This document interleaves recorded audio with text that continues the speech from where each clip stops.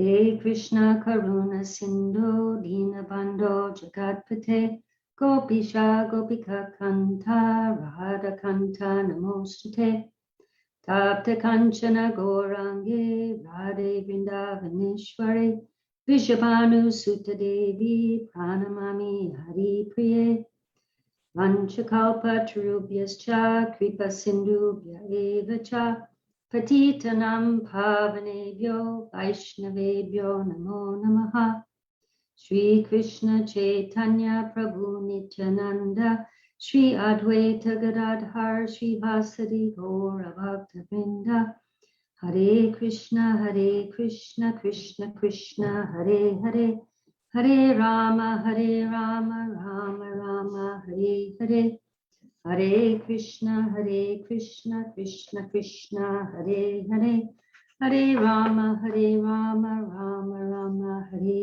Hare Hare Krishna Krishna Krishna Hare Hare Hare Rama Rama Rama Hare Hare. So today, my husband will be speaking on chapter 4. Does anyone know the name of chapter 4? Transcendental knowledge. Transcendental knowledge. And he'll be speaking on text 26. So you can either follow in your book or Rasaraj can put it on the screen. Hare Krishna. Hare Krishna, Prabhuji. Okay. So if everyone can repeat. Shotradini. I read it better from the book myself. Shotradinindriyanyanye. Shotradinindriyanyanye.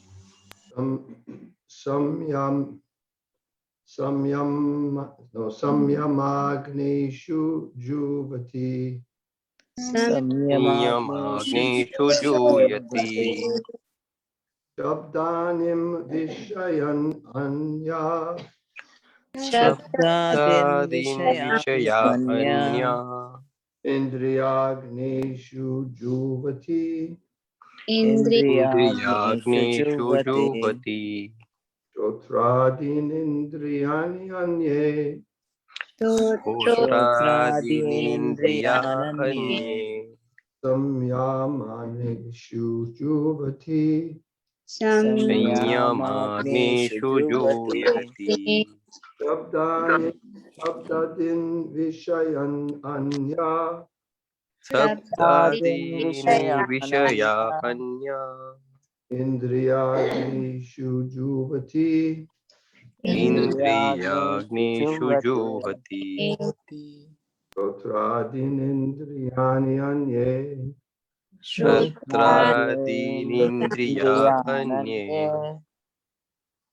Samyamagneshu juvati. Samyamagneshu juyati. Shabdadin vishayan anya. Shabdadin vishayananya. Indriyagneshu juvati. Indriyagneshu juvati. Maybe somebody can chant it the way it's supposed to be chanted. Shrotradinindriyanyanye. Shotradinindriyanye. Sanyamagneshu juhvati. Samyamagneshu juvati. Shabdadin vishayanyanya. Sabdadin vishayanya. Indriyagneshu juhvati. Indriyagneshu juvati. Shotradinindriyananye. Shotradinindriyanye. Samyamagneshu juvati. Samyamagneshu juvati. Shabdadin vishayananya.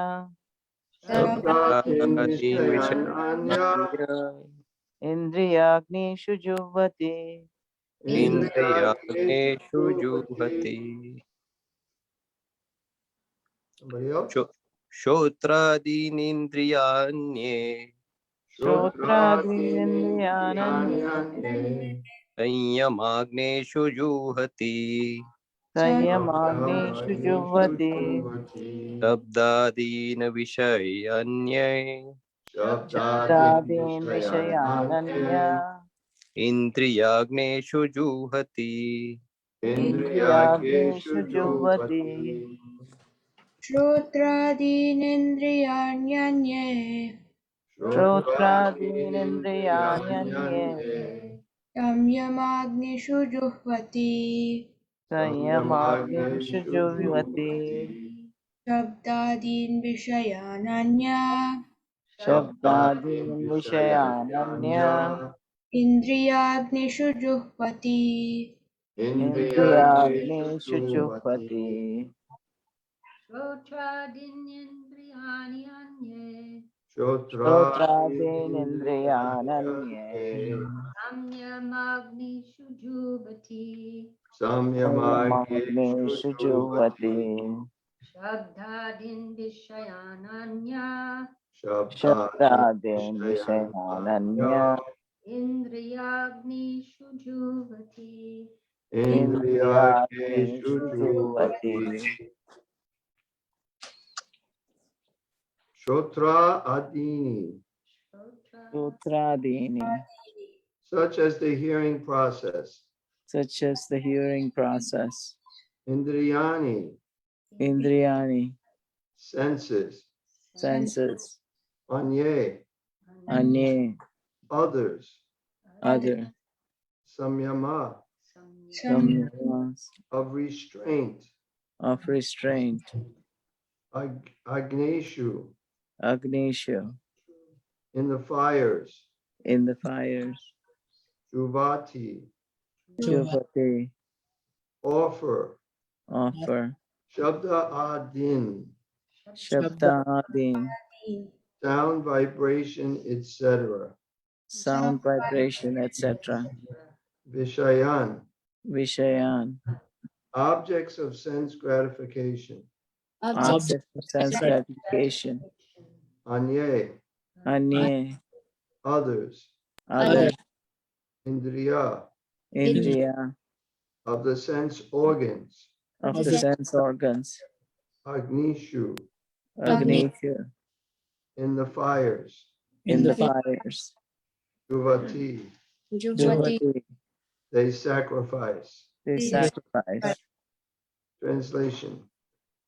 Some, and in brackets, the unadulterated brahmacharis, sacrifice the hearing process and the senses in the fire of mental control, and others, the regulated householders, sacrifice the objects of the senses in the fire of the senses.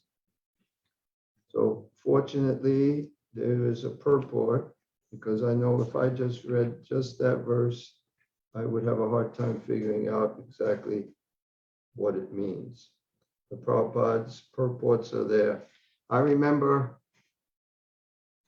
when I first came to Krishna consciousness,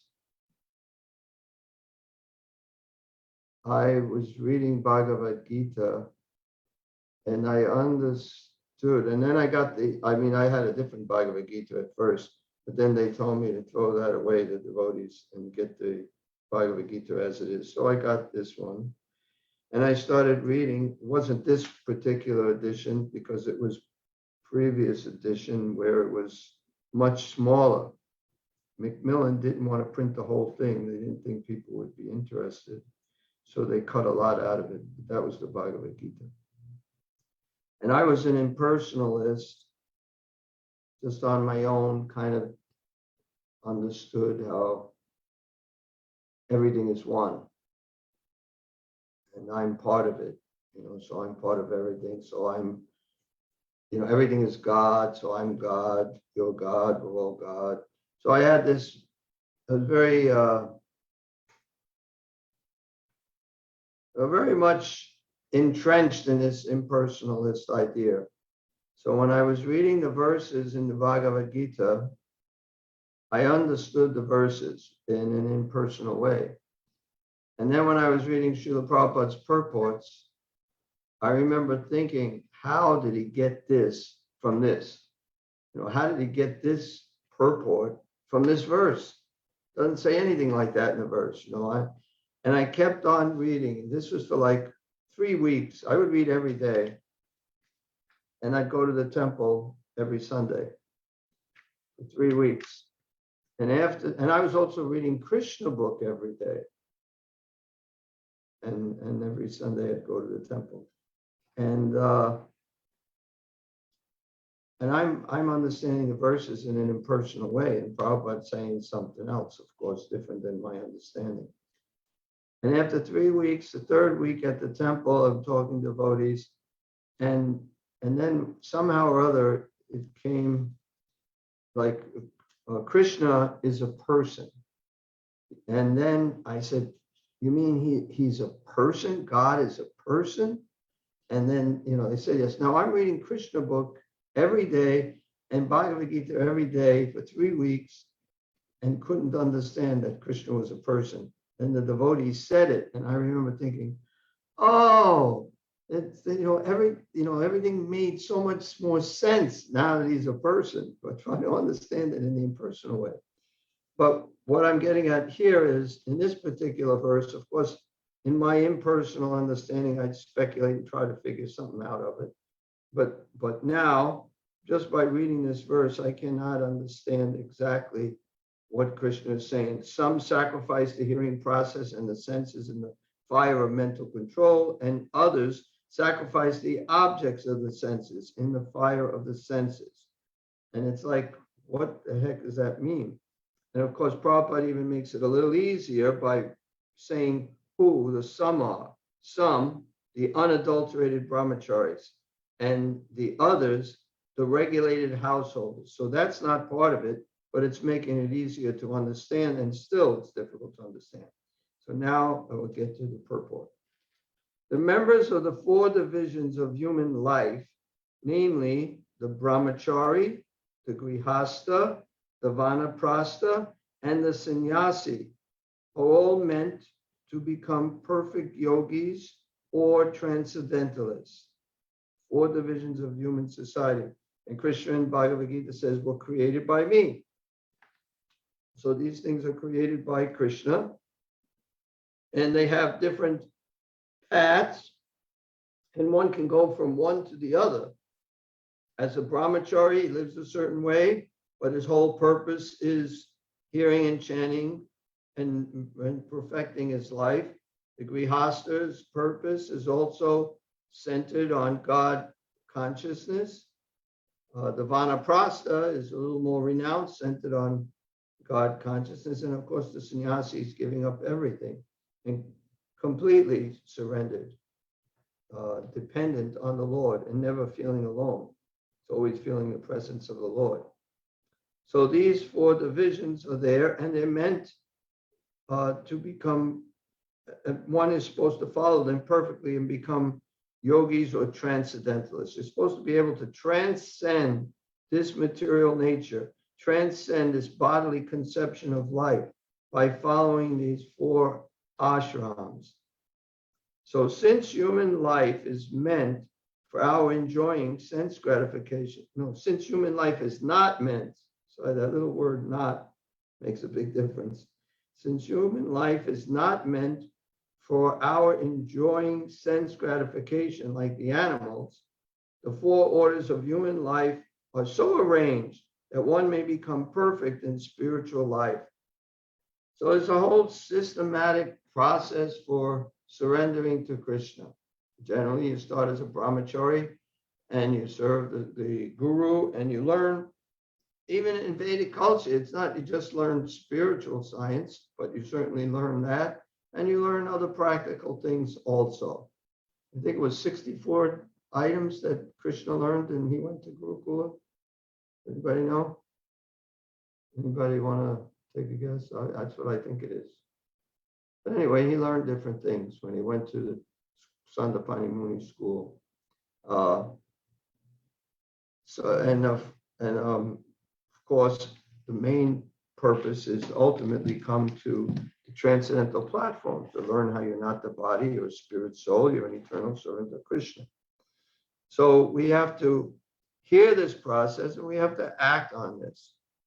So these 4 divisions are systematically there so that one can progress in spiritual life.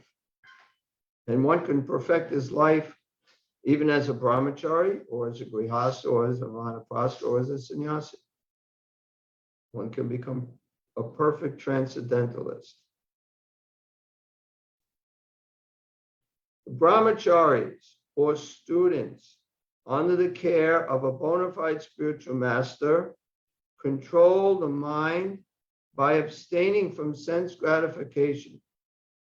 So there's different ways to control the mind. I mean, people try and do yoga, even hatha yoga, to help control the mind. Prabhupada has once said that gravity is the best way to control the mind. By being grave is the best way to control the mind. And here, the brahmachari, he's controlling the mind by abstaining from sense gratification. He's not indulging in sense gratification. It's also interesting how the brahmachari is from like age 5.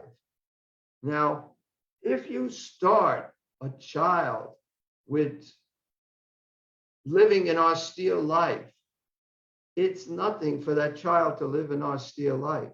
It's not hard. It's relatively easy. It's like all he knows, you know.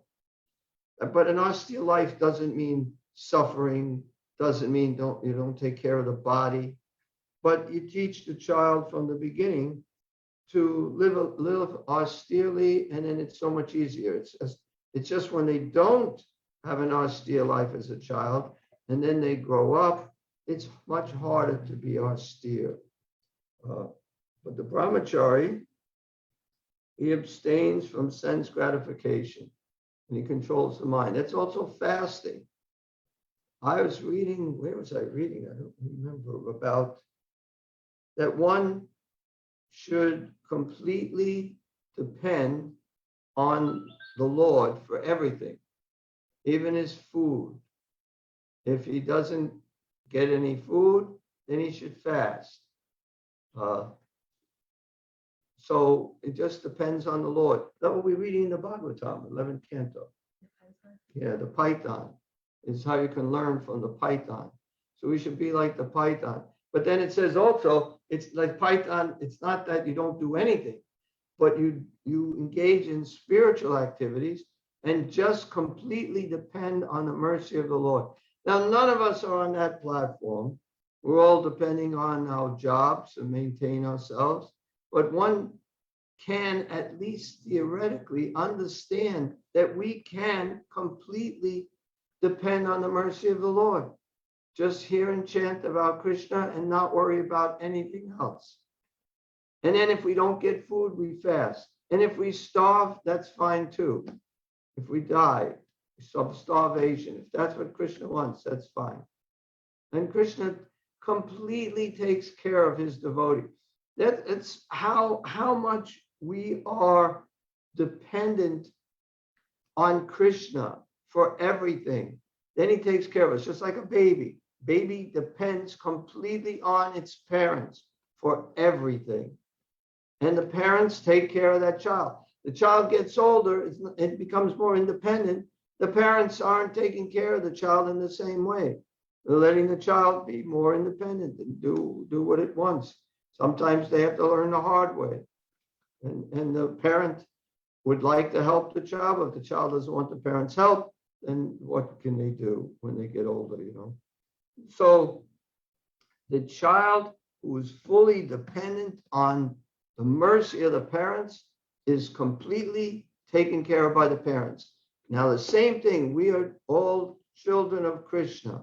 We're all children of God, you can say. We're all sons and daughters of God. That's ultimately the reality. We're all part and parcel of him. We're not these bodies. So depending upon our faith in that, depending upon how much we trust in Krishna and not think that we have to do things, then Krishna will take care of us to that degree. But if we think we have to take care of ourselves, then he doesn't take care of us as much, doesn't get involved as much. So we should be fully dependent on Krishna. Now, when Prabhupada came here, he didn't know why he was here. He said, why have you brought me here? You must have some purpose in bringing me here. You know, he didn't think that this was his idea to come here. He saw this as Krishna's idea because he heard it from his guru. And he accepted literally what his guru had instructed him. And he came here and he knew that this was the instruction of Krishna. There was no doubt in his mind. But why have you sent me? These people are in modes of passion and ignorance. But if you want, you can make my words suitable for their understanding. If you want, you can make me a puppet. You can make me dance, make me dance. You can make me a success or you can make me a failure, as you like. That's total dependence on Krishna. Of course, it's not like he didn't do anything. He tried to sell his books just to get some money. He did some things, but they were all spiritual things. He didn't get a job in a factory or work at Walmart. I don't think they had Walmart at that time. But he just engaged in spiritual activities, completely dependent on the mercy of Krishna. And then because he was completely dependent on Krishna's mercy, Krishna took care of him fully. Even though for the first year, it was a big struggle. Nothing seemed to really gel. Nothing seemed to really work out as a big success. He didn't just come and then automatically it was such a great success. But after some time, after about a year, and Krishna, why did he do it? To set an example of how a devotee behaves. Even though nothing is really working out, he's just barely surviving. Krishna's and he still continues. Even though he did look when the next ship going back to India was, he checked that out so many times, but he never went. So this is our dependence on Krishna. So as a brahmachari, as a young child, if you teach the child nicely and you let the child and you give the child a little bit austere, don't just give them everything they want, then the child will grow up and the austerities will not be very difficult. So a brahmachari hears only words concerning Krishna consciousness. Hearing is the basic principle for understanding.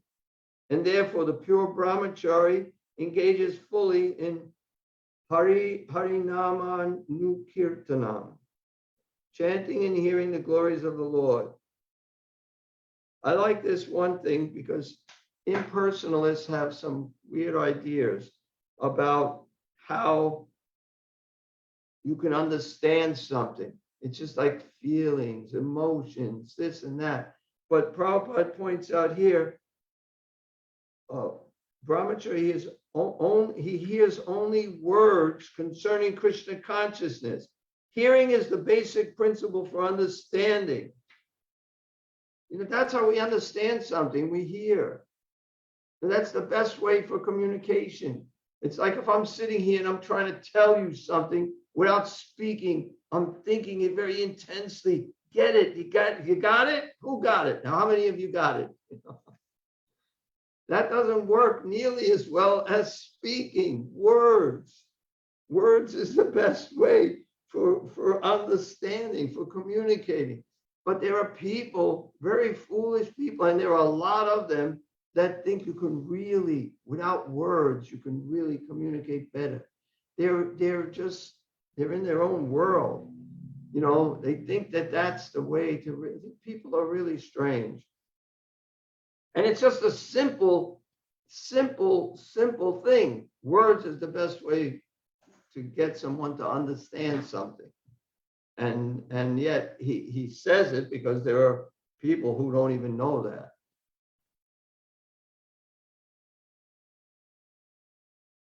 Therefore, the pure brahmachari engages fully in Harer Namanukirtanam, chanting and hearing the glories of the Lord. So that's what the brahmachari does. And he does some menial service for the guru, whatever the guru wants. You know, lots of times we have devotees who want to do service. They're eager to do service, but they're only eager to do certain types of service. I want to give class. I want to lead kirtan. I want to be in charge of something, you know. But okay, will you wash pots? No, I don't really like washing pots. Would you like doing it? You know, they don't want to do menial service. We had a devotee here once that was like that. And I remember talking to Niranjana Swami about this devotee. And he said, he told the devotee, you know, about we should be willing to do any service, you know, any menial service for the guru or for Krishna or for the temple, whatever needs to be done. Prabhupada also said, do the needful. Needful means you see something needs to be done, do it. Don't just wait for somebody else. I don't like doing that. It's called selective service. You know, certain things I select, certain things I don't. The devotee should be willing to do anything for the spiritual master and Krishna, whatever Krishna wants. Sometimes we may not know what Krishna wants. So then it becomes a little difficult, but we should be willing to do whatever Krishna wants. And I'm hoping Krishna wants me to do this, but you know, I'm not positive. I'm willing to do it. I'm willing to do anything, whatever you want. Sometimes knowing what Krishna wants is the difficult part, but we should be at least willing to do whatever Krishna wants us to do. He's not asking us to fight with our relatives and kill them. Like he's telling Arjuna, we got like nothing. What do we got to do? Wash pots. Oh, that's too much. I remember once when Niranjana Swami was here and there's pots in the sink and everybody's in the kitchen and talking, and you know, this is the old temple. And then Niranjana Swami went and started washing the pots. And then someone immediately said, oh no, Maharaj, let me do it, you know. But they couldn't see that the pots needed to be washed. Do the needful. You see something needs to be done, you just do it humbly. That's a devotee. And devotee always wants to render service. Doesn't want to just, you know, sit and talk, unless they're talking about Krishna, completely about Krishna. But lots of times our sitting and talking is not so directly about Krishna. Sometimes it is, sometimes it's not. But we should be willing to wanting to do service. Okay, we still got half a purport to go. Anybody have any comments or questions on anything I read or said so far?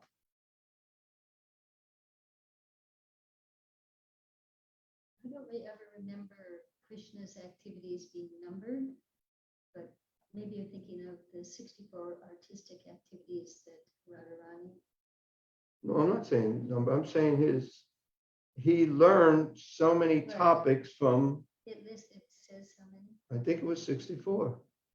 I need someone to check that out, see if I know what I'm talking about. Because there's 64 artistic activities that Radharani. That may, okay, there may be 64. I think it's Christian. I think it's in the Nectar Devotion. Now we're getting off track because of one thing I said. And so we have a critic.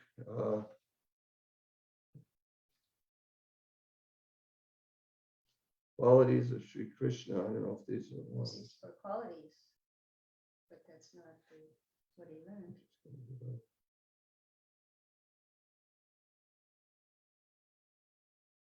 I'm just curious. Okay, we gotta look at Sandapani Muni. Gotta look it up. Hey, why don't you do it while I'm giving class here? Okay. That'll make it easier. But maybe somebody knows. Teacher. Does anybody remember?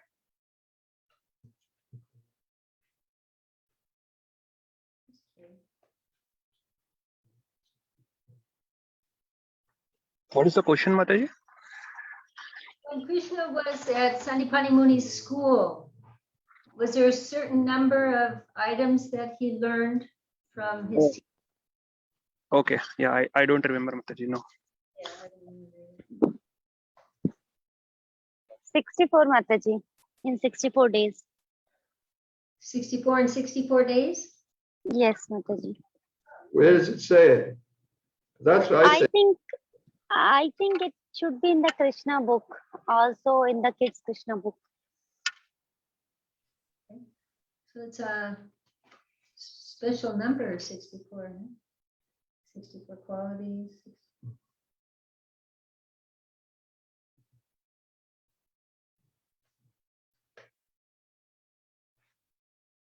Well, this may not be the answer, but it's something nice to say anyway. This is in the quality of highly learned. When a person is highly educated and acts strictly on moral principles, he is called highly learned. So if he's just highly educated, it doesn't mean he's highly learned, but he has to act on moral principles also. A person conversant in different departments of knowledge is called educated. And because he acts on moral principles, he is called morally stout. Together, these two factors constitute learning. Krishna received education from Sandapani Muni. Is described by Sri Narada Muni as follows. In the beginning, Lord Brahma and others are as clouds of evaporated water from the great ocean of Krishna. In other words, Brahma first received a Vedic education from Krishna as the clouds receive water from the ocean. That Vedic education or instruction, which was spoken by Brahma to the world, was then reposed upon the mountain of Sandapani Muni. Sandapani Muni's instruction to Krishna are like a reservoir of water on the mountain, which flows as a river and goes again to mix with the source, the ocean of Krishna. To be more clear, the idea is that Krishna actually cannot be instructed by anyone, just as the ocean does not receive water from any source but itself. It only appears that the rivers are pouring water into the ocean. So it is clear that Brahma received his education from Krishna, and from Brahma, via the disciplic succession, this Vedic instruction was distributed. Sandapani Muni is likened to the river, which is flowing down again to that same original ocean of Krishna.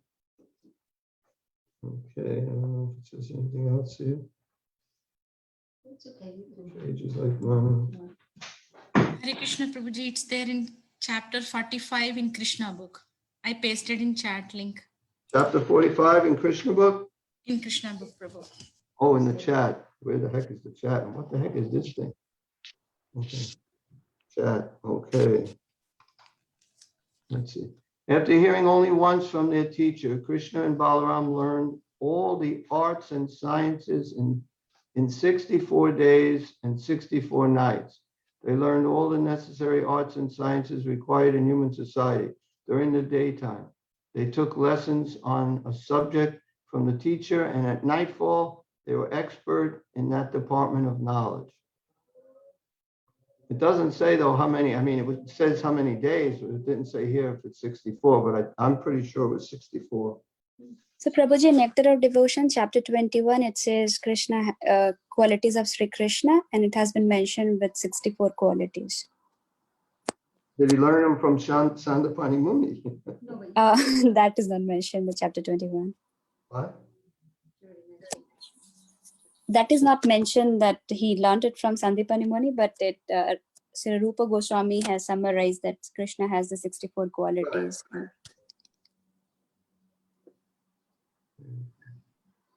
makes sense. Anyway, she was satisfied. Okay. Any other comments or questions? I have a question, Prabhu. Yes.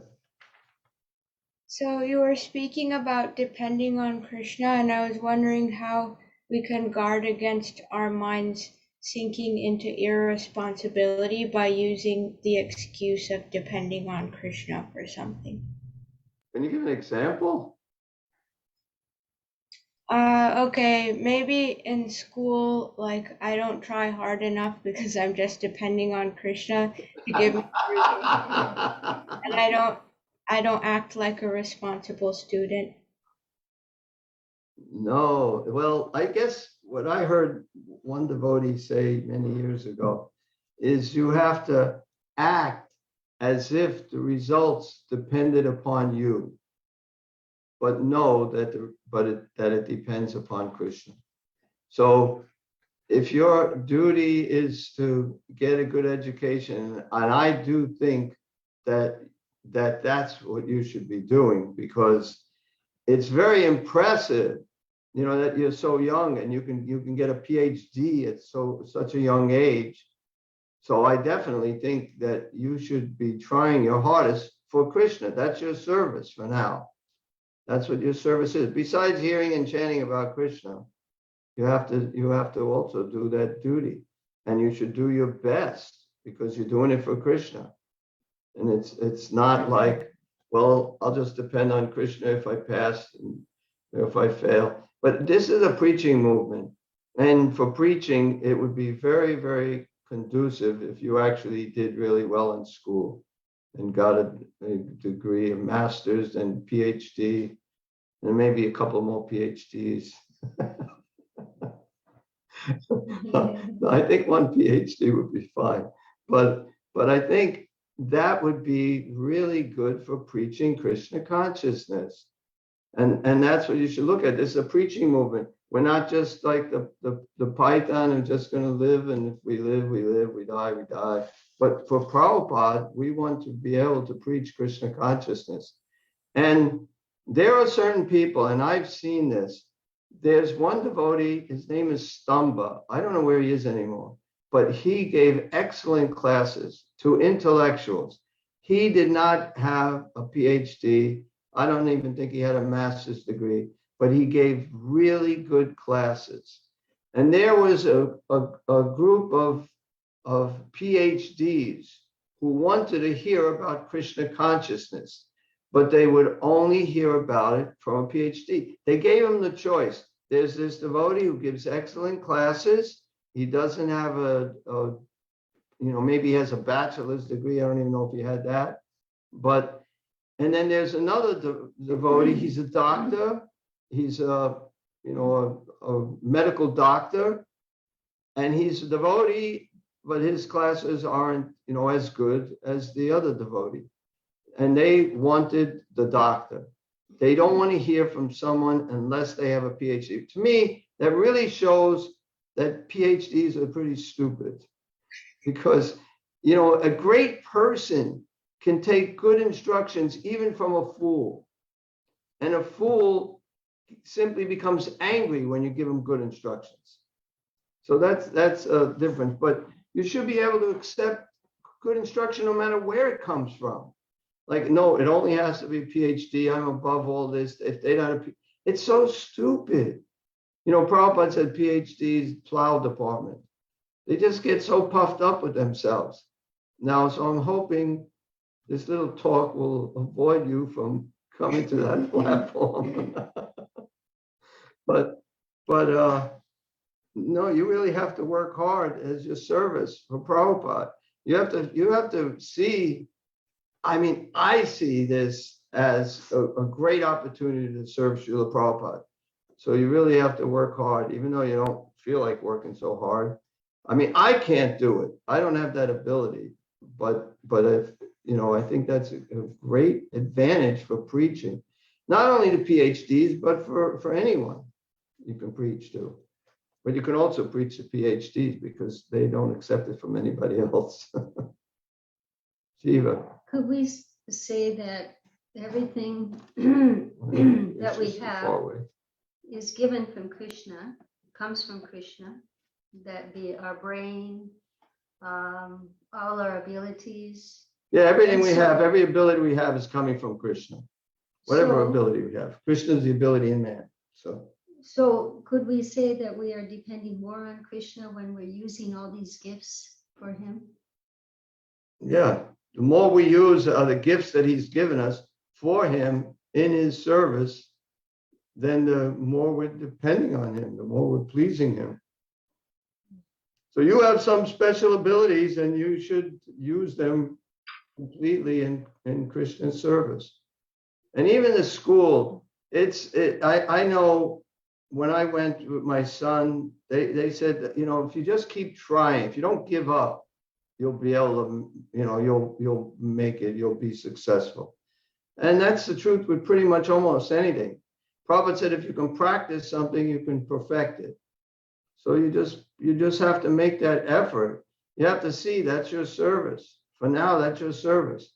Then it's unfortunate that in this society, a PhD is such an important thing. It's not really so important. If you look at, I don't want to criticize, I'm not criticizing, I'm glorifying, but actually there's a devotee who's super smart, really, really, really smart. He's an editor in ISKCON. He's a sannyasi. He's really renounced too. And he's, when I say super smart, he's written, he can write books, he edits, you can't defeat him in an argument. He's so logical. And he never graduated high school. So, he felt it was just, waste of time, school. Just he became a devotee, just surrendered to Prabhupada, and that was the emergency at that time when Prabhupada was here. We didn't have time. If you went to school, better you quit school. So many devotees quit school, and then later on they went back. But for now, the things have changed. The preaching has changed. So I definitely think you have to see that as your service. You have that ability. Krishna's given you that ability. And if you're not going to use it completely, then that's a little misusing it. So you have to work really hard. And it's only for 6 more years? I was just giving an example when you asked for an example. I know. Oh, okay. But okay. I forgot that was just the example. But we depend on what it is, but we shouldn't use it as an excuse not to do our service. We have service to do. And whatever it is, we have to work really hard. Prabhupada also said, our motto should be, anybody know what Prabhupada said our motto should be? Simple living, high thinking. No, he said that. Right. Jiva got it. She said it real low so nobody hears. No, he didn't say that actually. It's the last word was different. Well, I know he said what somebody needed. No, He also said no. work hard for Krishna. No, the last word you just said was different. Jiva said, work hard for Krishna. But he said, what I remember, he said, work hard for God. That should be our motto. Work hard for God. But we know God is Krishna, so. But I don't think he said Krishna in that case. Work hard for God. But that's our motto. We have to work hard.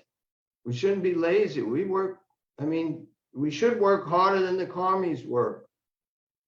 And we're working for Krishna. We're not trying to get something out of it. We're trying to, we're getting something out of it. We're not trying to get something material out of it.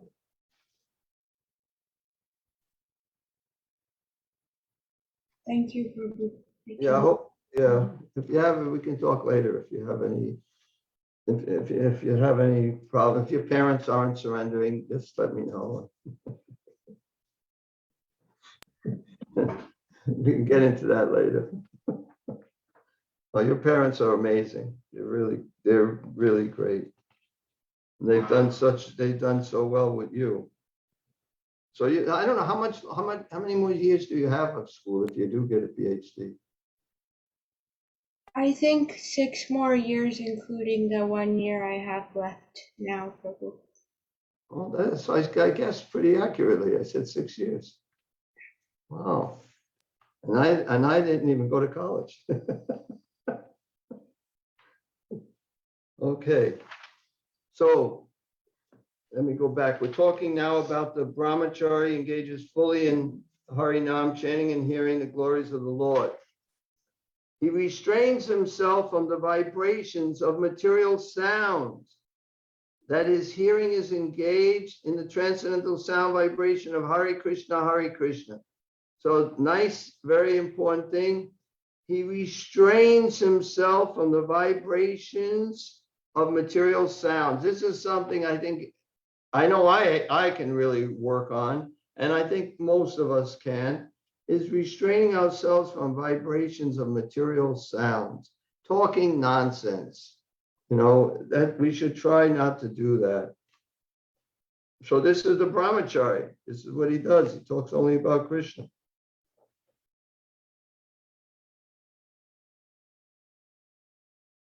Who did I talk to today? Oh yeah, what's his name? Navina Nirada. He's staying at a temple for a couple of days at our new temple, and we talked about Rath Yatra, and the thing I think it was him.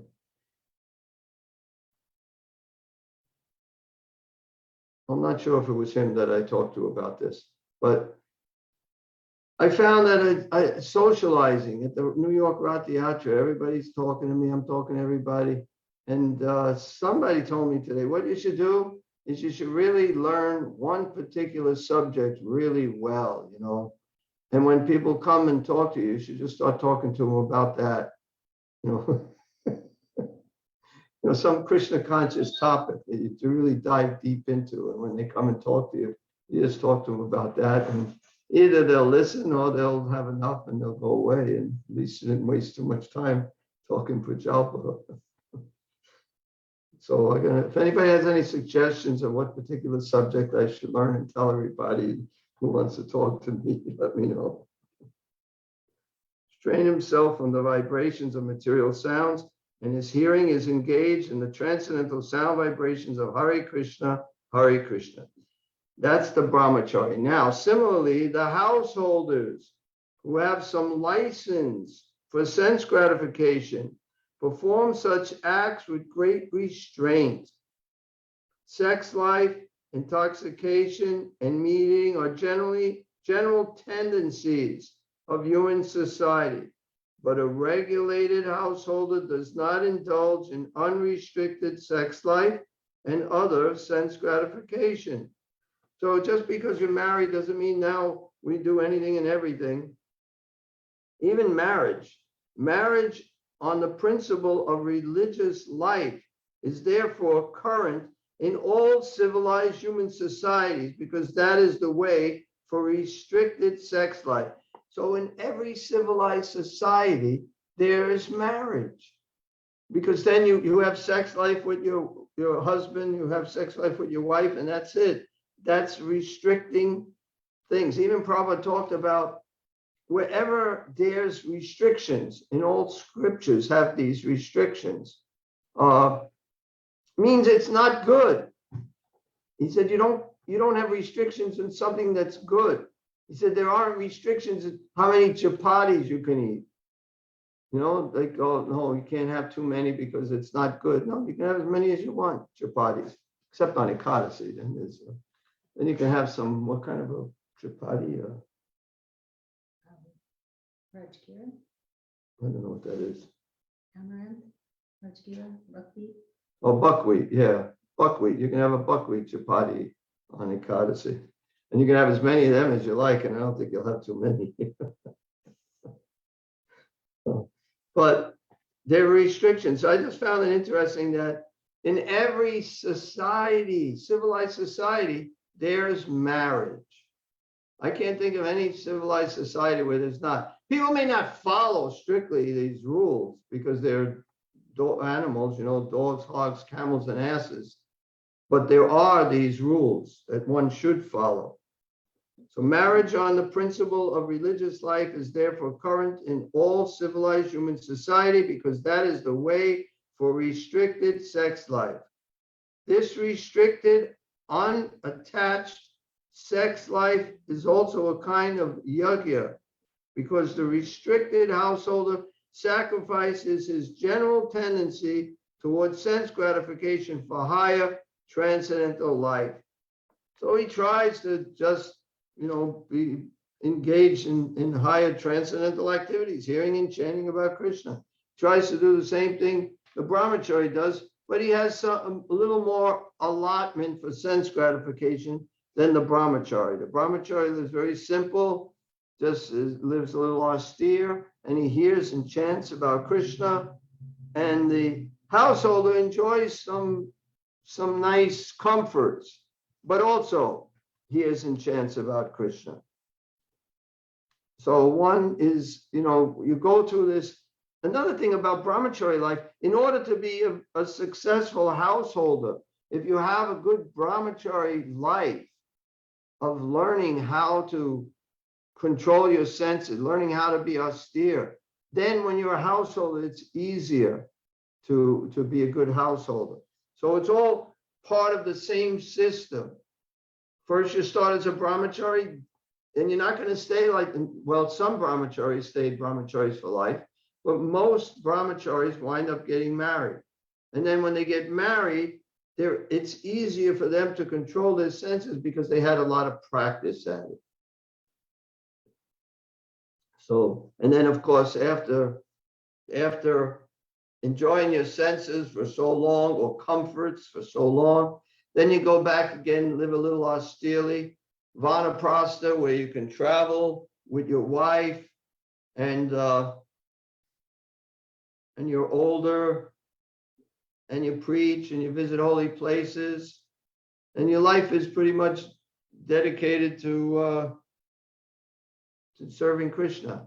And then after vanaprastha, one can take sannyas, renounced order, where he leaves his wife in the charge of the son, generally the oldest son, and she's protected and maintained and taken care of by the oldest son, and he then tries to completely renounce everything and completely become more like the python and just depend on Krishna and preach Krishna consciousness, and whatever comes, comes. If it doesn't come, doesn't come, and just depends on Krishna. So I'm going to read the translation one more time. Some, and then in brackets, the unadulterated brahmacharis. So this first part is talking about the brahmacharis. Some sacrifice the hearing process and the senses in the fire of mental control. That's the brahmacharis. And others, the regulated householders. So it's not the griyamadis, but the grihastas. Sacrifice the objects of the senses in the fire of the senses. Sacrifice the objects of the senses in the fire of the senses, which not very clear to me, but basically they engage their senses then in serving Krishna and minimize their sense gratification. Any other questions or comments? We got 5 minutes left. Let's get at least one question from one person.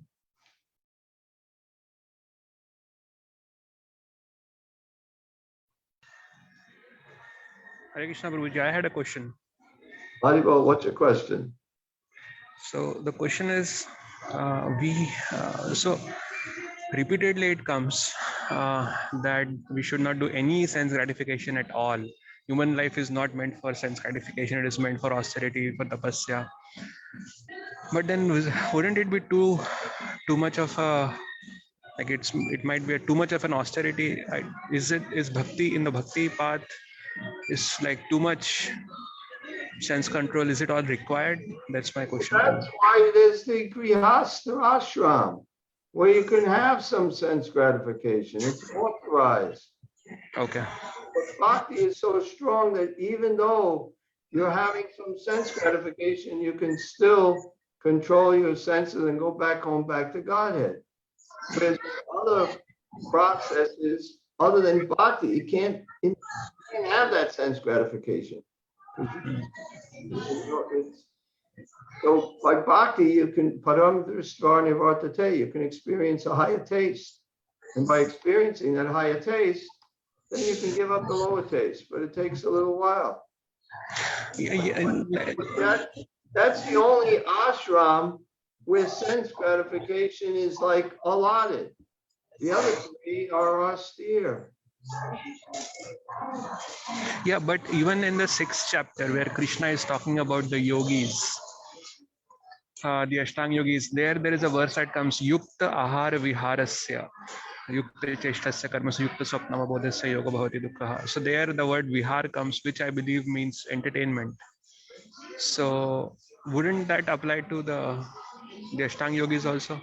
That I mean, read the regulated, verse. restricted, Read the verse. The English. one who is not restricted in eating, sleeping. What verse is it? I'll look it up. It's in the 6th chapter, Puji. I don't remember the verse number. It's Yukta Ahara Viharas. Maybe 6:17. 6:17. Yeah. Okay. He who is regulated in his habits of eating, sleeping, recreation, and work can mitigate all material pains by practicing the yoga system. Yeah. So recreation comes over there, right? So recreation is. Recreation, I think what they're talking about here is, I can't remember the name. Yeah, I think they're talking about cricket. Okay.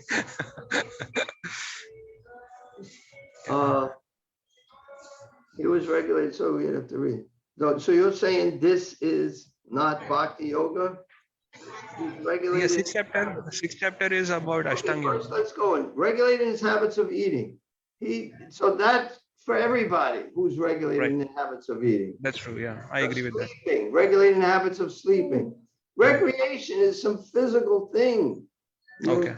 swimming, just doing some exercises. Just you Okay. have to do something to keep the body fit, or else you just Okay. die.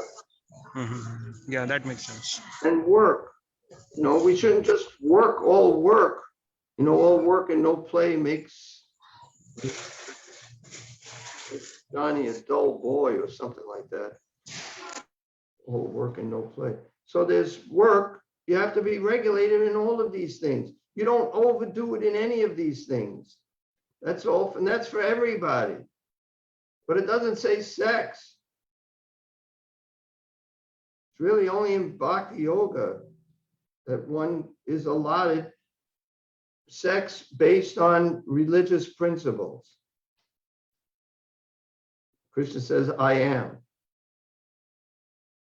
So, and work can mitigate the material pains by practicing the yoga system. So if anybody just does this, you don't suffer as much. You know, just eating, not, you know, only eating certain foods, you know, vegetarian diet, basically. Sleeping, not sleeping too much, not sleeping too little, doing some physical exercises, and work and regulate your work. And you don't have to suffer so much. You don't have so many pains. I just remember I have an aunt, and she seemed to not have, she had a pretty peaceful life. I mean, she passed away a while back, but she was the only one in my family. She lived to probably 90, but she was a vegetarian from a little kid. And in those days, nobody was a vegetarian. And as a little kid, she gave up eating meat, and she never ate meat. And I remember when I was about 18, maybe I was older than 18, because I was a vegetarian. And we were the only two vegetarians. We went to a wedding, and us two had vegetarian meals. Everyone else had, you know, meat at a big wedding, catered wedding. And now apparently there's a lot of vegetarians in my family. I don't know any of them, but you know, my cousins' kids and stuff, but there's a bunch of them, because my aunt told me that when we went to visit her once. But and she had a really easy life, just being vegetarian. She never got married, but she still had everything. She didn't seem like she was in any lacking, other than sometimes it looks like she needed people to talk to, because she did have a lot to say when you got near her. But she was really nice. And I thought about that. Somewhere else, Prabhupada talks about if you can do away with these things, you know, no meeting, give up sex, then your life is very easy, but so anyway, these things are. And can't recreation be like Krishna conscious recreation? There is dance, there is skits, there is plays, and so there can be Krishna conscious recreation also. Well, I don't know what the word is, recreation, but I lost the page. My understanding of recreation is more some physical activity. Oh, Like, for instance, Prabhupada said the kids can play soccer, but he said football, but he meant soccer. They call it football. But we have a whole other football. They didn't mean that football. And swimming is also good, Prabhupada said. And I think wrestling too. So the householders or the people, they can just wrestle each other. They get their lunch break and wrestle.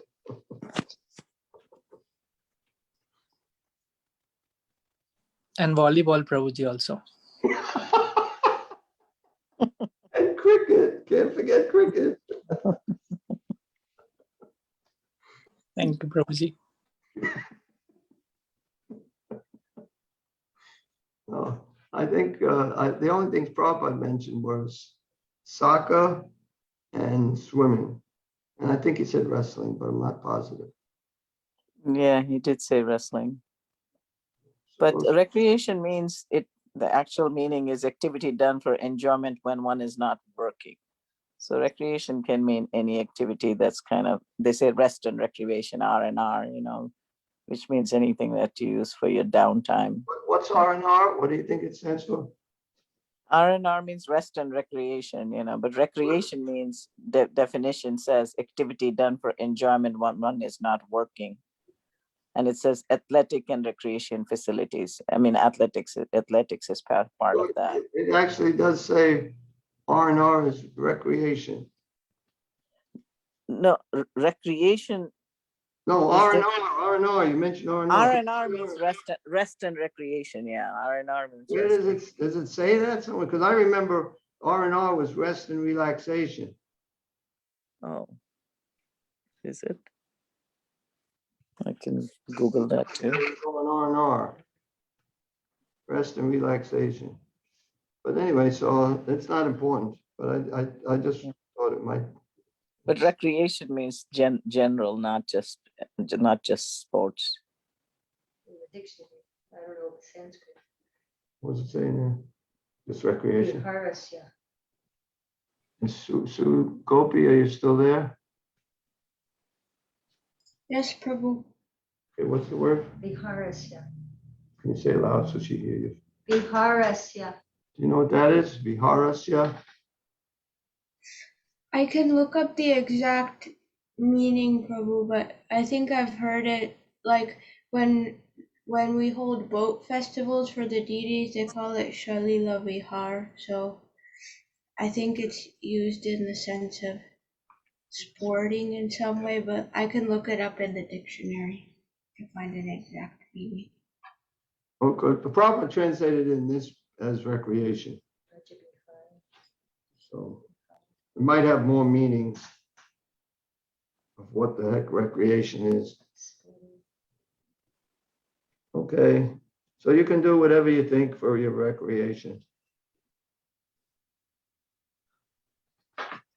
And you're right, R&R does mean rest and relaxation. Aha! But I'm surprised it also means a ton of other things. Well, in the military, that's what it meant. You're out killing people all day long, and finally you can go on R&R.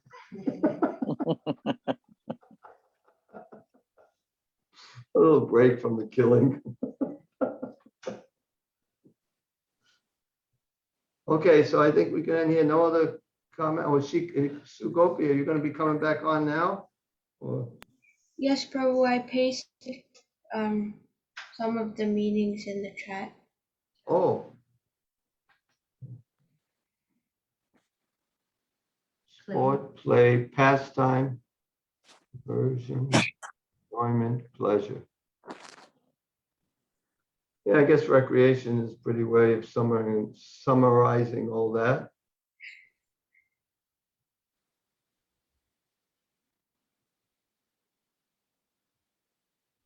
Okay.